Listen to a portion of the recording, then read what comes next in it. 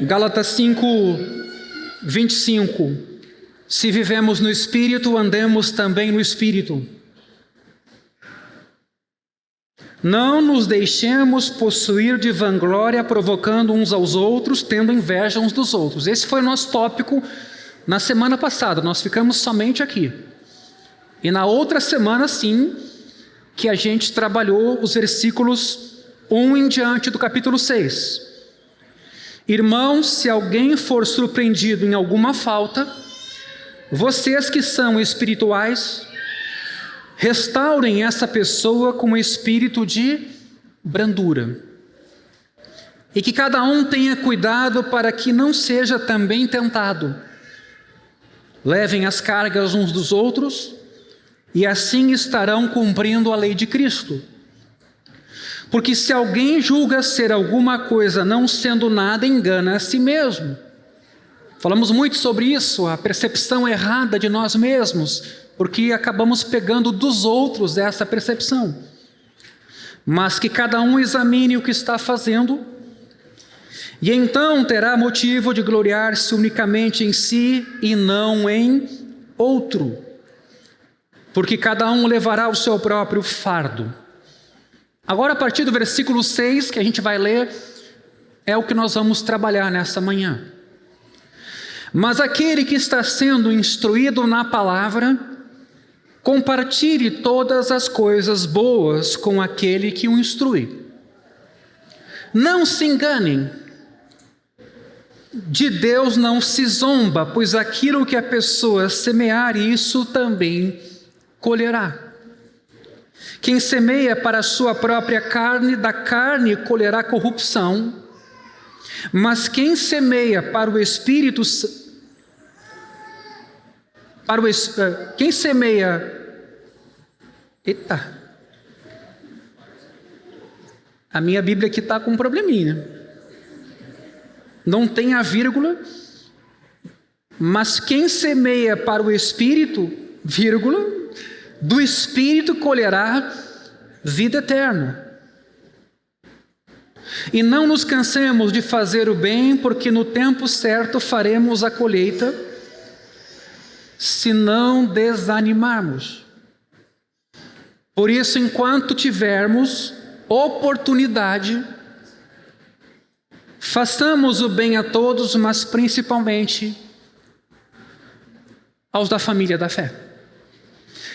Na semana passada vimos como o orgulho revela uma insegurança profunda, uma percepção de ausência de honra e glória, que leva a gente a ter que provar para os outros o nosso valor e provar para nós mesmos.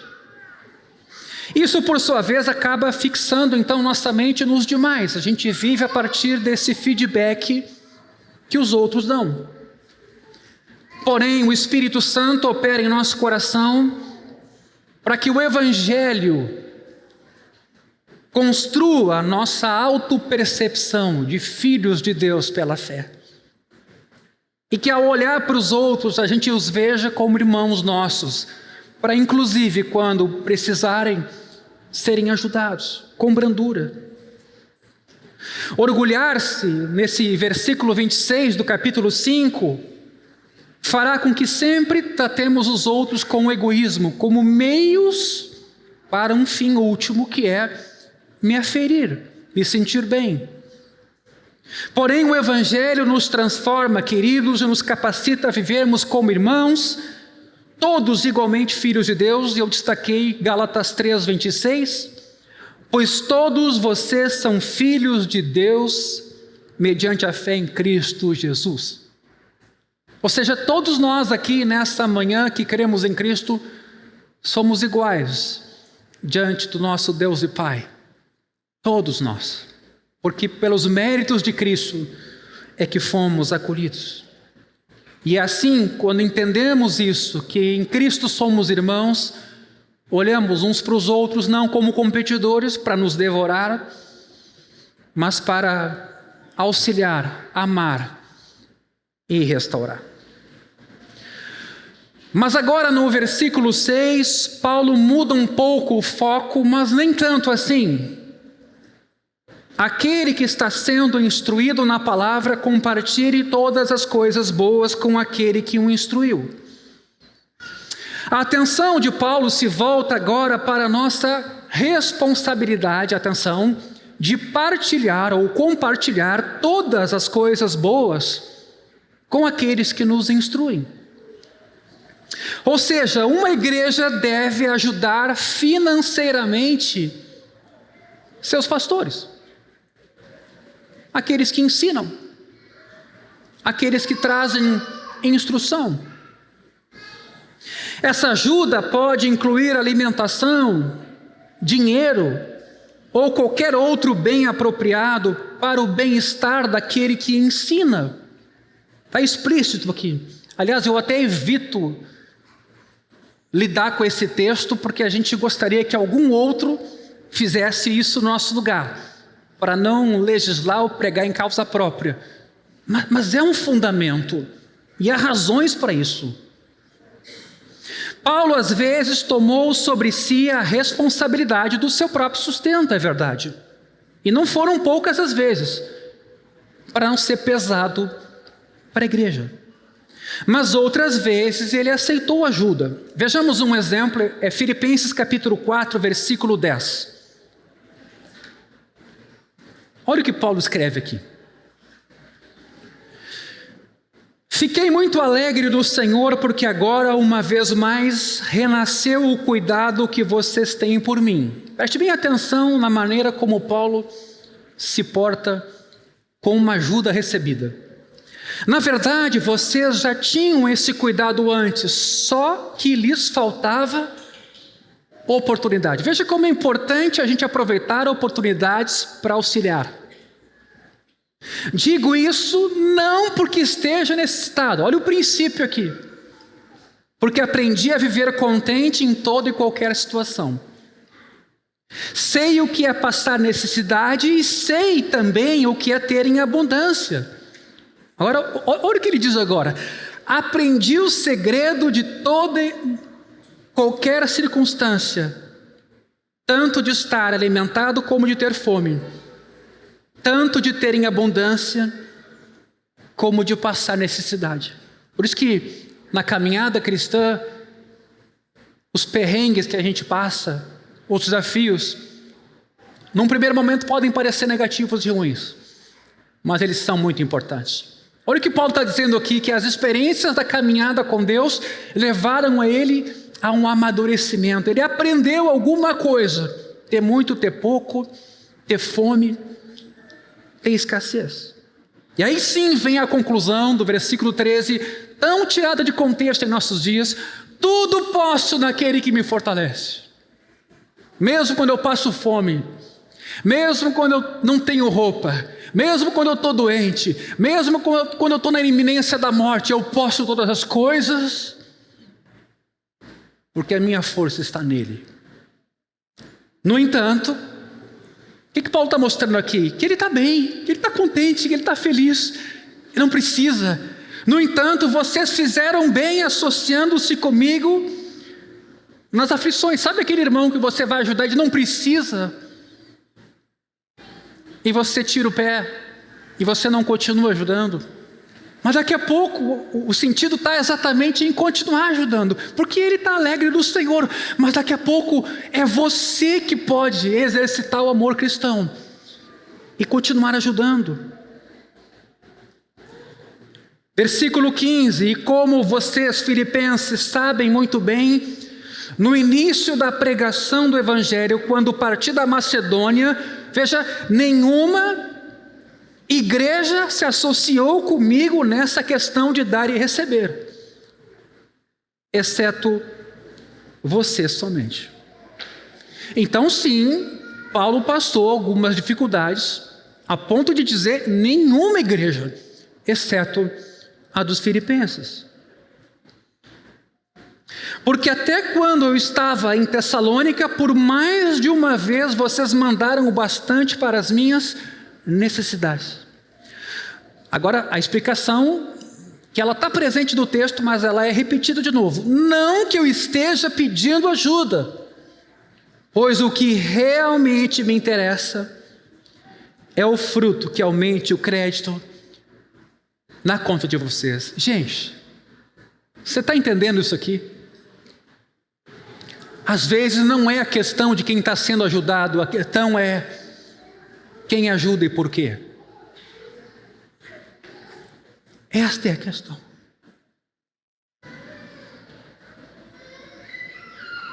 Recebi tudo, versículo 18, e tenho até de sobra. Estou suprido desde que Epafrodito me entregou o que vocês me mandaram, que é uma oferta de aroma agradável, um sacrifício que Deus aceita e que lhe agrada. Então, fazer a obra de Deus, ajudar pessoas, agrada a Deus. Deus vê, Deus percebe. Eu não estou dizendo isso aí para que você então agora, de uma hora para outra, queira agradar a Deus. Eu estou dizendo isso porque ajudar vale a pena. Porque é próprio do cristão, do Filho de Deus. Deus também se deu, Deus também se entregou, Deus também se ofereceu. Sendo rico, se fez pobre, por amor de nós. E aí Paulo então ora: e o meu Deus, segundo a sua riqueza em glória, há de suprir em Cristo Jesus tudo aquilo de que vocês precisam. Não está prometido a riqueza aqui, luxo, grandes fortunas, como alguns pregadores fazem desse texto aqui. Se é segundo a sua riqueza em glória, me parece que os valores são um pouco mais elevados do que bens materiais. Também estão incluídos, é possível. Mas note essa fala de Paulo: segundo a sua riqueza em glória. O dinheiro perde a sua glória. Ele há de suprir por meio de Cristo tudo aquilo de que vocês precisam, porque às vezes a gente tem coisas que não precisa e nos dão uma enorme dor de cabeça.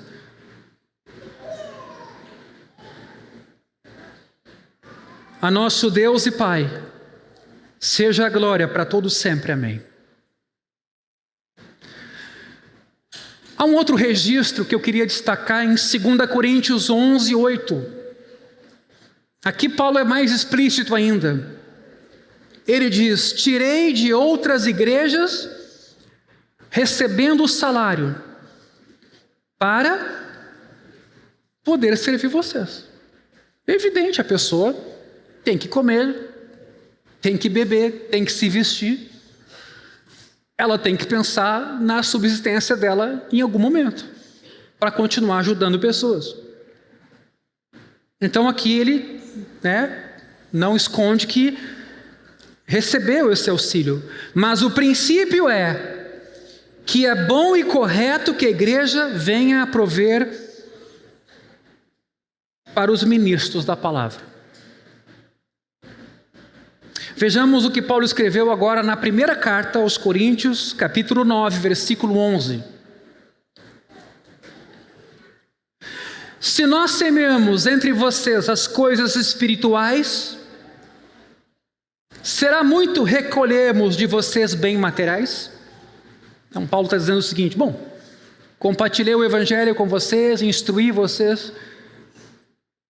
O que são recursos ou bens materiais diante do valor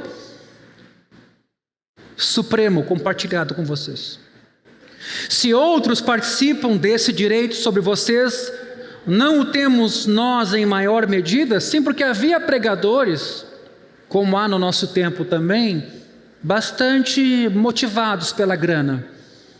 Tanto que Paulo vai ter que escrever em Timóteo: grande fonte de lucro é a piedade, mas com contentamento. Tinha gente lá que estava fazendo disso de fato um meio de ganho. Existe uma diferença entre pregar o evangelho e como consequência ser subsistido, e você buscar em primeiro lugar subsistência, e usar as pessoas para chegar lá. É diferente. É completamente diferente. Não é a mesma coisa.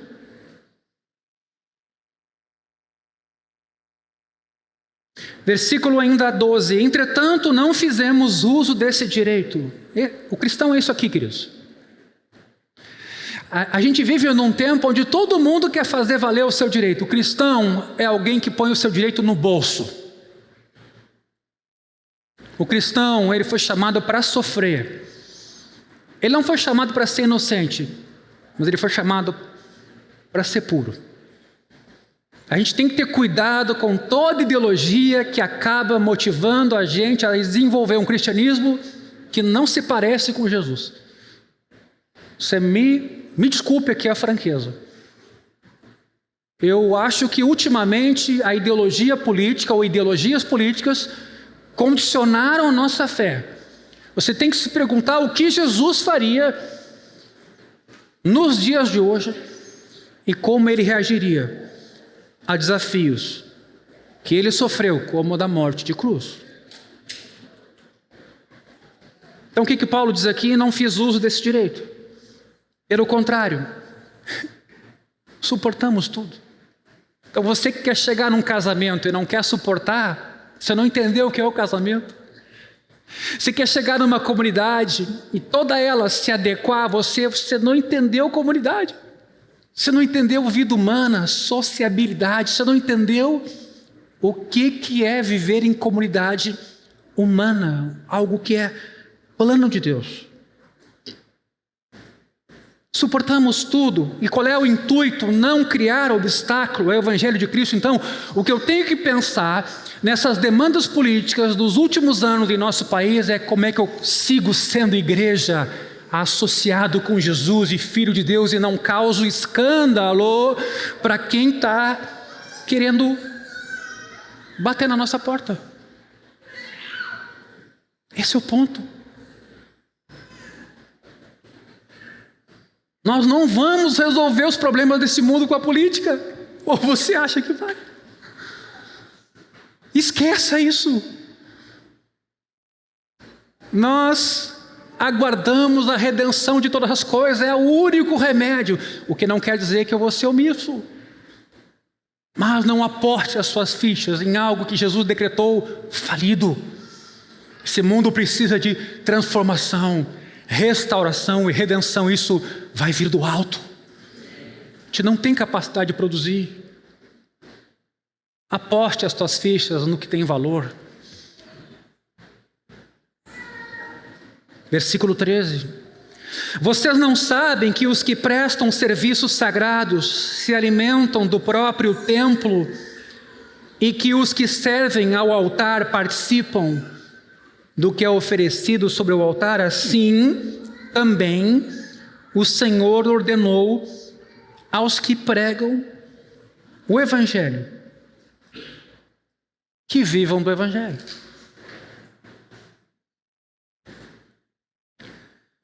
Eu acho que o ideal para essa comunidade é que houvesse aqui um pastor de tempo integral. Quero ser muito franco com vocês. Um pastor que tivesse dedicação exclusiva para ensinar, para aconselhar, para acompanhar tudo aquilo que uma igreja demanda. E não é pouca coisa. Ontem, eu estava aqui com as entrevistas aos novos membros da comunidade. Aliás, domingo que vem, não perca, vai ser ceia e a gente vai receber esses novos membros, tanto desse semestre quanto do primeiro. A minha agenda era para, das 9 ao meio-dia, a gente atender 6 agendas. Algumas delas eram um casal. Nós chegamos aqui às 9, saímos às 2 da tarde. Eu não levantei para ir ao banheiro. Quer dizer, tem muita necessidade. Foi muito proveitoso o que aconteceu ontem. Mas eu quero dizer assim, de todo o meu coração, em vários sentidos, é muito importante que um pastor possa ser pastor de uma comunidade, dedicar o tempo todo para essa comunidade, e também ele não está envolvido com outras coisas e negócios. Quero ser muito franco com vocês. Eu chego agora num final de ano assim, moído, em todos os sentidos. Sabe quando você, desculpe a franqueza, está ali no limite do limite, no sentido físico de agenda e de preocupações. Então, eu quero nessa manhã, inclusive, orar com vocês para que Deus levante do nosso meio pastores. Mas levantar pastores é também pessoas quererem se levantar, quererem se dedicar, quererem pagar o preço, quererem fazer o percurso do aprofundamento teológico, de disciplinas espirituais, de uma vida moralmente exemplar. Não adianta a gente ter pastores sem que os pastores se mantenham pastores. É preciso que a gente tenha gente preparada para dar conta desse desafio grande, mas belíssimo, que é pastorear a igreja de Deus. Isso me empolga. Eu estou com 51, mas eu acho isso de uma beleza. Ser servo de Deus para cuidar de pessoas, ajudar pessoas, ensinar pessoas, animar pessoas. Mas quando olho para esse texto, eu não estava nem prevendo falar isso, irmãos, mas sim, é ideal que eles vivam disso, para se dedicar somente a isso. Que não tenham que pensar em transações imobiliárias, cuidar da conta dos pais, lidar com compra e venda, ser oficial de justiça e um monte de coisa a mais. Eu até acho que nesse ano que vai entrar eu vou ter que tomar alguma decisão, porque não está dando para abarcar tudo. É muito para a nossa cabecinha aqui, e eu sei que eu sou limitado também. Mas vejam, está aqui. O Senhor ordenou aos que pregam o Evangelho que vivam do Evangelho. Paulo também orientou Timóteo. Veja, 1 Timóteo capítulo 5, versículo 17.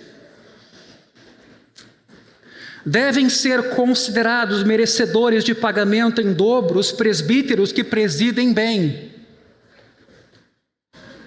Porque tem uma outra competência do pastor, que é a administração, que ele divide com os diáconos. Então, você tem melhores administradores e piores administradores. Pois bem, o que aqui Paulo está dizendo é que deve receber em dobro os presbíteros que recebem bem, que presidem bem, especialmente, aí de novo, o foco principal de uma igreja. Eu queria que você guardasse isso nessa manhã, especialmente os que se esforçam na pregação, na palavra e do ensino. Nós não somos uma igreja especialista em eventos, em espetáculos, em agenda. Nós não somos, queridos. Nós não somos, até nós fizemos uma escolha. Nós vamos, nesta comunidade aqui, nos preocupar com a pregação do Evangelho. É por isso que a pessoa que almeja ser pastor tem que olhar para isso. O Evangelho pregado na sua pureza, com dedicação, com profundidade.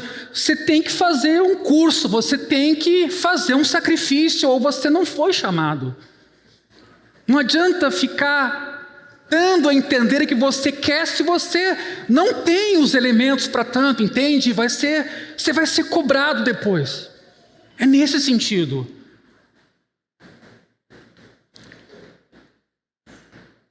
Ou seja, a ênfase está dada.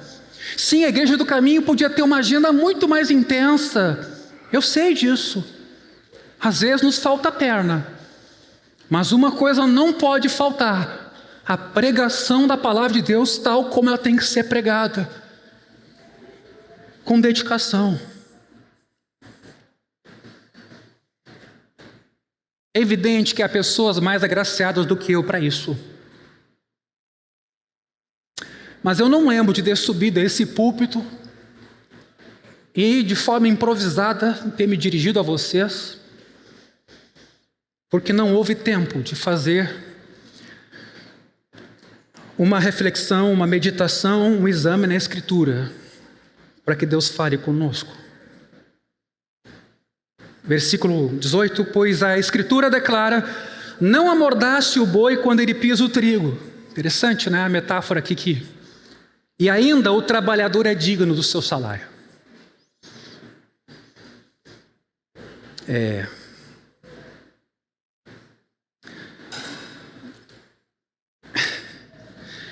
Tim Keller diz que nós não podemos ser meros consumidores que vão à igreja para acumular benefícios sem dar nada significativo em troca. Uma coisa que ele toma lá e dá cá, sabe? Não, Deus é gracioso. Você vai ser recebido aqui, não importa quem você seja. Você vai ser acolhido aqui, não importa quem você seja. Mas outra coisa é quando se perpetua uma ideia de você ir à igreja e você só consome. Você está feliz, todo o sermão é dado ali com dedicação, está tudo muito cuidado, o ar está funcionando, se deram conta que tem ar-condicionado aqui, a escolinha está lá preparada, você se deu conta que a gente pode cair nesse erro facilmente de não ser minimamente grato com tudo que temos recebido. Muitas vezes, porém, acontece o contrário. Alguns irmãos parecem agir como meros consumidores, tomados de egoísmo e avareza. Isso não é consciente. E eu imagino que é por isso que as pessoas continuam. Mas tem outros aqui que carregam, como se diz, o piano. Se esforçam muito, inclusive nas suas contribuições. Olha só. Eu sou uma das pessoas que sabe quantas pessoas ofertam. Não tem jeito, você faz um pix, o teu nome aparece ali na conta. E eu me admiro de algumas pessoas, porque eu sei mais ou menos como é que elas vivem e o esforço que elas fazem para contribuir. Eu me comove. Eu estou sendo muito franco com vocês, me comove. O que eu não entendo é pessoas que têm muita condição e contribuem de uma maneira muito não condizente com o que recebe. É um princípio que está posto aqui. Esqueça o pastor Christian, pastor dessa comunidade, mas alguém vai ter que falar um dia sobre isso, né? Eu até quase sugeri para o Guilherme, toca nessa temática, afinal, né? Pastor local falar sobre esse assunto é delicado. Mas ele está aqui, Paulo teve que falar sobre esse assunto. Atenção só. A principal preocupação de Paulo aqui não é o dinheiro, é o avanço do evangelho, e ele sabe que o meio designado por Deus para essa missão é a proclamação da palavra por mestres fiéis. Vocês estão acompanhando o que está acontecendo na igreja no Brasil? É uma revolução, gente. É Lagoinha, é Bola de Neve, quais serão as próximas? Porque a gente estava de novo achando que era um líder ou outro, mas é a estrutura, é a espinha dorsal, o lugar do homem, o lugar de Deus na obra de Deus. Vão acontecer mais reformas, graças a Deus. A gente tem que orar pelo rebanho só, para que as pessoas não se percam. Isso não quer dizer que esses homens, mulheres não fizeram muitas coisas louváveis para a glória de Deus. Fizeram sim. A pessoa que não enxergar isso vai estar fazendo o diagnóstico errado. Ou seja, a preocupação aqui não é o dinheiro, não se engane. A preocupação é que os pastores, mestres possam estar providos para se dedicarem àquilo que deve ser o seu foco, sem ficarem ansiosos em comer no dia de amanhã ou se envolvendo com outras coisas. A tarefa seria muito mais difícil para esses mestres se tivessem que, por conta própria, cuidar das suas necessidades. Assim, quando uma igreja cuida das necessidades dos seus pastores, é como se ela dissesse: atenção, queremos que a palavra de Deus seja pregada de forma fiel e efetiva, então iremos prover o necessário para esse pastor ou para esse mestre. Quantos dizem amém para isso? Porque é disso que se trata. E eu quero aqui então com isso dizer: louvo a Deus pela vida dos irmãos que aqui, com todos os desafios que nós passamos, sempre foram fiéis nas suas ofertas. Eu consigo entender que as pessoas enxergam o que está sendo aqui provido, porque tem tanto investimento feito por aí afora em coisa, me desculpem, que não é séria, coisa fraudulenta, coisa escandalosa, que nós, igreja de Jesus, precisamos investir naquilo que é mais sério, naquilo que é puro e naquilo que é verdadeiro, queridos. Tem um monte de coisa acontecendo no nosso entorno, comércio escancarado, venda de bênção, venda de tutoria pastoral.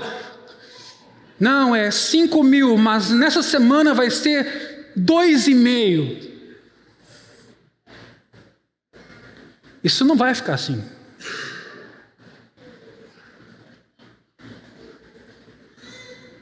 Cuidar bem implica cuidar daqueles que ensinam.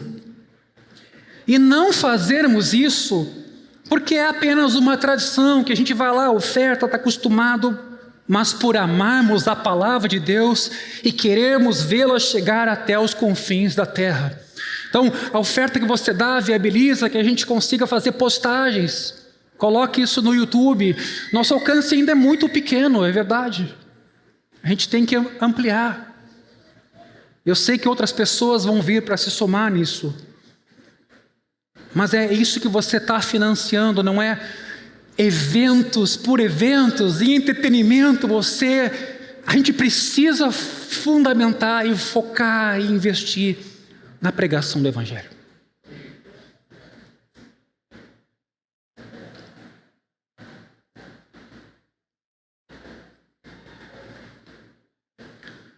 Além disso, uma comunidade cheia do Espírito, conforme a gente vê o capítulo 5, busca a santidade, se parecer com Jesus. Por isso o texto vem, versículo 7, não se enganem, de Deus não se zomba. Pois aquilo que a pessoa semear, isso também colherá. Quem semeia para a sua própria carne, da carne colherá corrupção, mas quem semeia para o Espírito, do Espírito colherá a vida eterna. Atenção aqui. A vida pessoal impacta diretamente a nossa vida relacional. Portanto, uma das importantes maneiras de contribuirmos para a saúde de uma igreja local é praticando uma piedade cheia de Deus. Se você estiver bem na fé, você vai sempre ou vai ajudar muito mais a comunidade. Se você não estiver bem na fé, você vai precisar ser ajudado. Eu falo da sua fé individual. Quando busco mortificar o pecado em minha vida, isso inevitavelmente vai acabar sendo colhido por outros. Isso é certo. Você vai ser útil na vida de alguém mais. Quando sou complacente com o pecado, isso tem um princípio negativo. Eu vou me omitir porque me sentirei incapaz de ajudar os demais. Não deixa de ser um pecado contra o corpo de Cristo. Você está entendendo aonde a gente está envolvido? Membros uns dos outros. E aí eu faço uma frase que eu queria que você guardasse ela. Na realidade, é impossível pecarmos isoladamente. Você entendeu? Porque a minha vida mal administrada trará repercussões para o corpo de Cristo. Ninguém, quando peca, deve dizer assim: ninguém tem nada a ver com isso, ninguém se meta, é um problema meu só, é um prejuízo meu só. Não, é um prejuízo para o corpo de Cristo. É um prejuízo para o Evangelho. Ninguém peca isoladamente, queridos. Nós pecamos. E o nosso pecado, ou o nosso investimento na carne, nos impedirá de ser aquela ajuda presente na vida de um irmão. Se semearmos no Espírito, colheremos do Espírito. Se semearmos na carne, colheremos da carne. Se você plantar mostarda, não espere colher pimenta. E se você plantar na carne, não espere colher santidade. É simples assim. Sim, é fato que a cruz de Cristo se tornou santificação para nós. Mas essa santificação que Deus começou, a gente é convidado a desenvolvê-la. É evidente que você tem que perguntar a quem ou ao que você tem oferecido o seu tempo, os seus membros, os seus dons. Você pode usar mal as coisas que Deus te deu, semeando na carne. Semear na carne implica ceder e desistir da luta e agradá-la ao invés de crucificá-la. Tem pessoas que acham que a santidade vai ser uma coisa que acontecerá naturalmente, sem sacrifício, sem renúncia. E esqueça, você idealizou isso. Você idealizou. A força do Espírito Santo para, por exemplo, mudar nossa vontade, ele opera em nós o querer e o realizar, não se dará à custa de algum sacrifício, de alguma reformulação, de alguma entrega, de alguma renúncia, porque senão será só um momento místico. O velho provérbio é verdadeiro.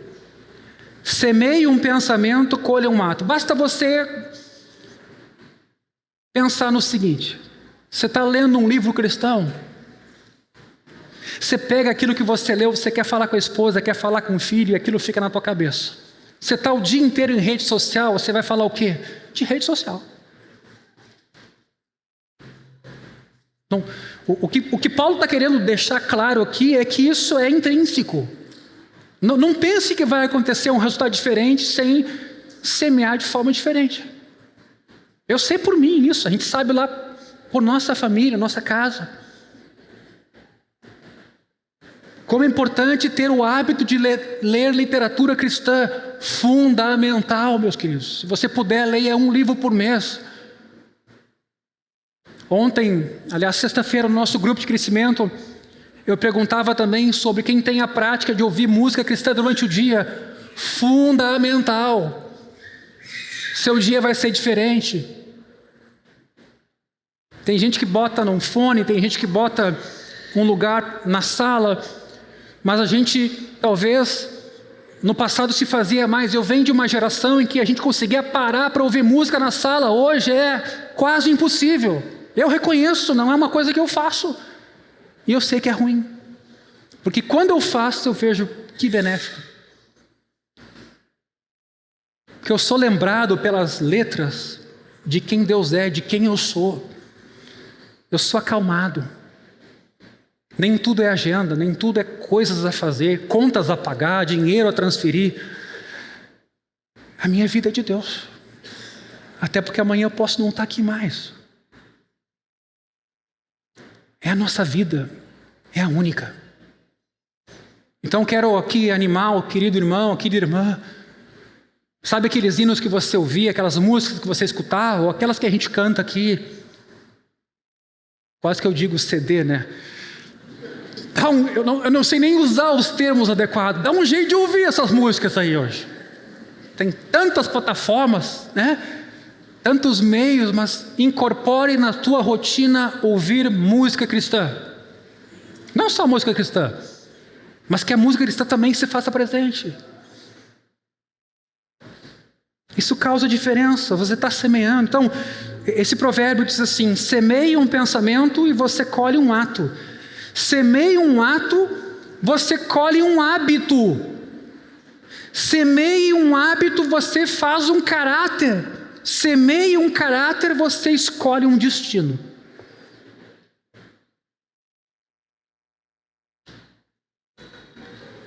As decisões, as escolhas que a gente faz na vida não são sem importância. Tem pessoas que usam o conceito da predestinação para esvaziar de valor moral decisões. Isso é um erro grosseiro. Decisões acarretam consequências. Você tem que buscar a sabedoria de Deus. Paulo nos diz isso, Jesus nos diz isso, para tomar decisões certas. Não é a mesma coisa. No final Deus vai fazer tudo convergir para a sua glória. Mas a Bíblia também fala de responsabilidade humana. Eu acho que a gente tem sido omisso e negligente nesse quesito, queridos. Aqui o texto explícito diante de nós, o que a gente semeia, a gente colhe. Tem um lugar volitivo, moral em nossas escolhas, com consequências. Então eu vou repetir: semeie um pensamento e você vai colher um ato. Semeie um ato, você vai colher um hábito. Semeie um hábito ou hábitos e você está fazendo um caráter. Semeie um caráter. você colhe um destino. A referência a esse provérbio eu encontrei em John Stott. Alguns cristãos semeiam na carne todos os dias e se perguntam por que não colhem santidade na sua vida. O versículo 7 diz o quê? De Deus não se zomba. Então, não tem como tangenciar esse texto. Existe aqui uma advertência para pessoas que banalizam o aspecto moral da vida. Não tem como. Você está zombando de um princípio que vem de Deus. Outra coisa é ser legalista. Por isso que esse equilíbrio entre não ser permissivo e não ser legalista nos bota no centro. Um povo evangélico, salvo pela graça de Cristo, mas que busca santificação. Não importa quem você seja, você colhe o que planta. Então, escolha o seu campo com cuidado. Semeie pensamentos e obras do Espírito. Os livros que você lê, as pessoas com quem anda, o que faz para se entreter, tudo aquilo que você considera estar plantando, todas essas coisas são para a carne ou são para o Espírito. Quando semeamos para o Espírito, colhemos uma vida controlada pelo Espírito. Como recompensa, e somos habilitados a cumprir com muito maior alegria os comandos de Paulo, uns aos outros. Porque quando a gente se reunir, aquilo que eu procurei destinar na minha vida como um campo do Espírito, vai ser colhido pelo meu irmão. E a gente vai ser um belo jardim. Né? E não um espinheiro, que quando a gente se aproxima das pessoas, as pessoas se espetam. Não. Quando a gente se encontrar com os irmãos, a gente vai ter bênçãos para repartir. Uns aos outros. Em Vida e Comunhão, Bonhoeffer escreveu um capítulo intitulado, muito interessante esse livro, recomendo a todos, Vida em Comunhão. O capítulo é O Dia Sozinho. E esse capítulo, ele está depois do capítulo O Dia com os Outros. Então ele fala de vida individual e vida social. Olha o que ele escreve. Aquele que não consegue ficar sozinho, que tome cuidado com a comunidade. Aquele que não está em uma vida de comunidade, que tome cuidado ao ficar sozinho. Muito interessante o que ele coloca aqui. Porque se você não tem uma vida com Deus pessoalmente, você às vezes, na hora de ajudar a comunidade, você não vai conseguir. Mas ao mesmo tempo, se você anda em comunidade e não anda com Deus, você pode ser condicionado por um outro tipo de pensamento dessa comunidade e até ser desvirtuado de um caminho cristão, por exemplo. Cada situação apresenta ciladas e riscos. Aquele que deseja comunhão sem um momento a sós com Deus, mergulha num vazio de palavras e sentimentos. Ele está em todo lugar, todo evento ele está presente, mas ele não tira tempo para falar com Deus pessoalmente. Aquele momento de entrar no quarto, fechar a porta, Deus, e aí? Mas ele está em todas. Todos os eventos ele está. Mas aquele que procura a vida solitária, com comunhão com Deus, sem comunhão com os demais, às vezes desenvolve uma fé sem parâmetros, distorcida. E ele precisa da comunidade para certificar que essa fé é uma fé bíblica, que ele não está ouvindo uma outra voz e desenvolvendo uma espiritualidade autocentrada. Isso é muito comum. Você está notando como o individual e o coletivo se interrelacionam para parametrizar nossas ações?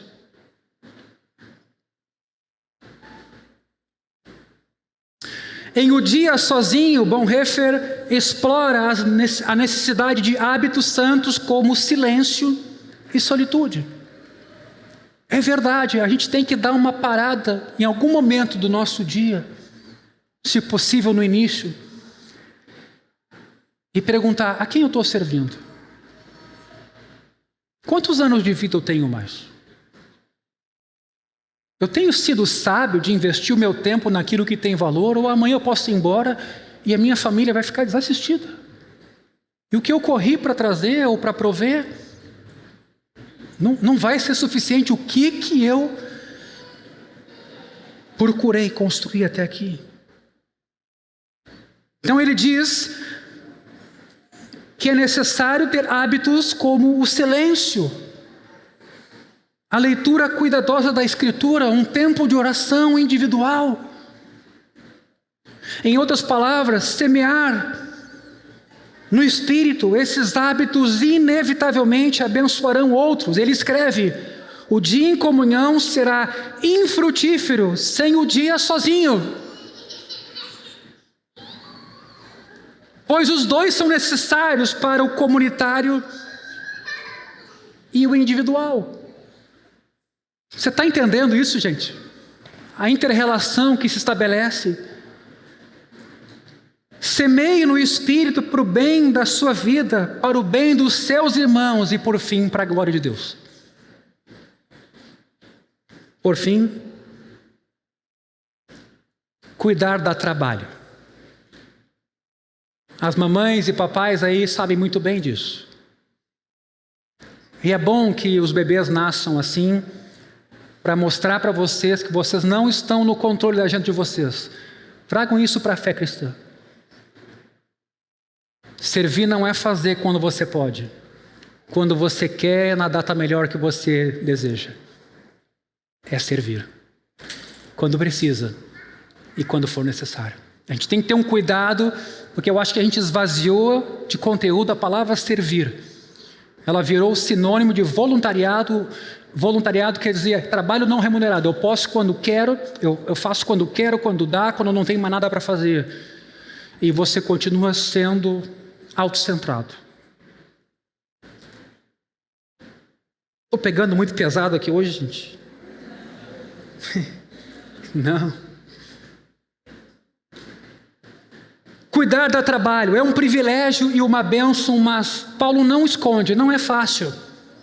E é por isso que ele encoraja a igreja a continuar fazendo bem. Versículo 9: e não nos cansemos de fazer o bem. Quem aqui não cansou na época da calamidade? Quem aqui às vezes não cansa da limpeza do salão, da limpeza dos banheiros? Quem aqui não cansa de dar aula para as crianças? Quem aqui não cansa, em qualquer área que seja, de estar aqui todo dia, abrir o salão, limpar aqui a frente? Isso não é verdade.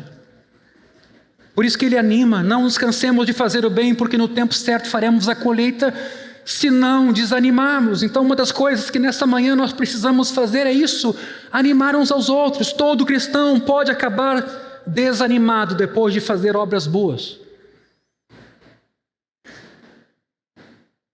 É como se Paulo dissesse: continuem semeando, continuem amando uns aos outros, continuem evitando brigas, continuem rejeitando falsos mestres, continuem levando os fardos uns dos outros, continuem pregando o Evangelho, pois Jesus é digno de tudo isso.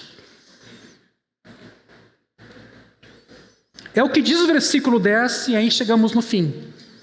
Por isso, enquanto tivermos oportunidade, façamos o bem a todos, mas principalmente aos da família da fé. Irmãos, cristãos têm que ser conhecidos por bondades práticas. Se nós formos um povo que só tem discurso e não tem bondade prática, nós estamos contradizendo o Evangelho. Cristãos devem ser conhecidos por bondade prática. Sermão da Montanha. Para que vejam as boas obras de vocês e glorifiquem o vosso Pai. Nosso esforço serve para demonstrar misericórdia para com todos. De fato, para aqueles que têm necessidades urgentes ao redor do mundo.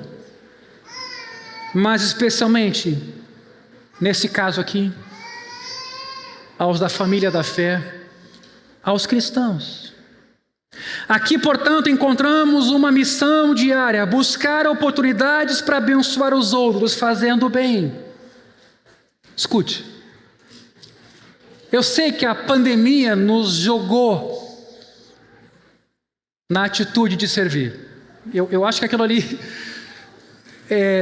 foi assim, memorável.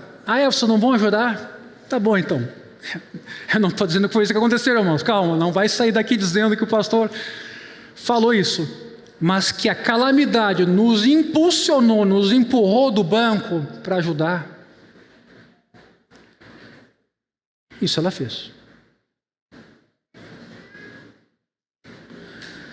Ajudar os outros não vai acontecer por acidente, sem intencionalidade, sem você botar na sua agenda. Eu comentava com os líderes dos grupos, na semana que passou, a importância de eles colocarem na agenda deles um tempo para, durante a semana, almoçar, fazer um lanche com cada um dos integrantes desse grupo. Uma espécie de discipulado, relacionamento, proximidade. Mas de onde eu vou tirar tempo? Pois é, eu não sei também. Mas a gente tem que dar um jeito, porque isso é importante. Agora, se você esperar que o dia aconteça, que a agenda fique livre, isso não é intencional. Você não está fazendo sacrifício, você está simplesmente ajudando. Quando acontecer a oportunidade, talvez ela não aconteça. Não é o que o texto está dizendo.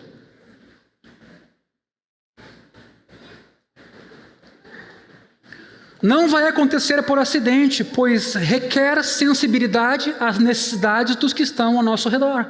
Esse estilo de vida não se torna real se nos importarmos apenas com o nosso próprio umbigo, ter olhos voltados para si mesmo. Não é um ato que coexiste com o cuidado do próximo. E essa é a razão por que a gente não serve. Muitos argumentam, não me sinto preparado. Mas a grande verdade, o próprio Gadareno, né? O Gadareno tinha recém visto os demônios saírem. Ele queria ir embora com Jesus. Jesus, não, vai lá para os teus contar o que Deus te fez. É verdade. Não ajudaremos os outros a carregar os seus fardos. Não seremos zelosos nisso, até Cristo cativar o nosso coração. Passarmos a andar no Espírito e servirmos as pessoas.